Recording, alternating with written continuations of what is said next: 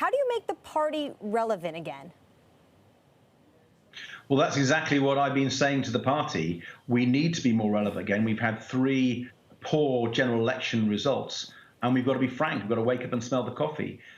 We haven't been able to communicate our values to people. People don't think we're on their side. Voters don't think we represent them and their concerns. And I've got to turn that round. That is the problem I have to fix for the Liberal Democrats. And I'm talking about a national listening program exercise where I go out and talk to huge numbers of people across the country, and the party engages in a listening exercise, not so that we move away from our values. Our values are timeless, but we engage with the voters' concerns, what's on their minds, their problems, their fears, their hopes and dreams. And frankly, in a COVID world where people are worried about their health, their businesses, their livelihoods, I think this is the right time to engage with people about the future. Yeah, the party's poll ratings are languishing, but I want to push you on this, Ed. You have been acting as the leader for virtually the entire year. Why now do you think you're going to be able to expedite that and make the party relevant? Well, during that time, we've been doing a number of things. First of all, we did a general election review, and we had a very poor and disappointing election, as you mentioned, in December. And I wanted to make sure the party learned the lessons, but also that we didn't just review the election in 2019. We went back on the previous elections and made sure we were learning the right lessons. And we published that report, and people can go and read it. It doesn't pull its punches. And that is the basis for the changes that I've already started to make in the party as acting leader. But the listening exercise takes that further because it engages with the voters. And it's been difficult to engage with voters or even members during the pandemic, let's face it. COVID secure campaigning has its challenges. And I want to exercise this listening program, COVID secure, but in a way which really does answer the questions that we failed to answer. So, I couldn't be more frank with you. We have a problem. I'm going to fix it. Of course, there's COVID-19, as you mentioned a few times, but where does the party now stand on Brexit?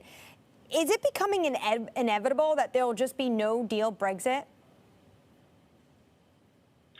Well, Liberal Democrats will oppose a no-deal Brexit. We have argued that although we didn't want Brexit at all, we accept the government has got a mandate for that, to push that through. And we want to challenge the government to deliver on what it said it wanted. Boris Johnson said he wanted a deal. Boris Johnson said he opposes a no deal. Well, we want to hold him to account for that. And it's vital for the British economy and our nation's interests that a deal is got, a good deal is got. Liberal Democrats would like that to be within the single market, within the customs union, because that makes most sense for our economy. And given our economy is in dire straits because of COVID, we are probably in a recession which is either the worst in 100 years or even for 300 years. Surely the government should be striving to minimize any economic damage that comes from Brexit.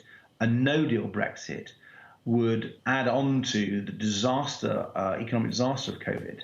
And so Liberal Democrats will be challenging them. We'll be sticking true to our principles and arguing against a no-deal Brexit. Ed, very quickly, the other thing we've learned from COVID-19 is the acceleration of energy transition. You are proposing 150 billion pounds. Actually, you've pledged this for green energy jobs. My question is, though, how do you pay for it? A similar question a lot of people ask of the Democratic nominee, Joe Biden, as well. How do you pay for this green energy transition? Well, first of all, the green energy transition is the competitive one. When I was the Secretary of State, when I was the Cabinet Minister for Energy and Climate Change, I nearly quadrupled renewable power. Britain is now the world leader in offshore wind, and the price of offshore wind is now competitive. So if you want a competitive economy with cheap, affordable green energy, that option is now there. And what I'm saying is the threat of climate change is so great, and the climate emergency will be so costly to our economy. Let's accelerate that transition. Let's use the COVID recession as a sort of opportunity to create the jobs for the future economy and to make sure that we are investing in this green technology, this green energy, green transport, insulating people's homes, rewilding nature to make sure nature helps us with the climate change challenge. And that, I think, can both kickstart our economy, but also transition our economy to where we need to be longer term.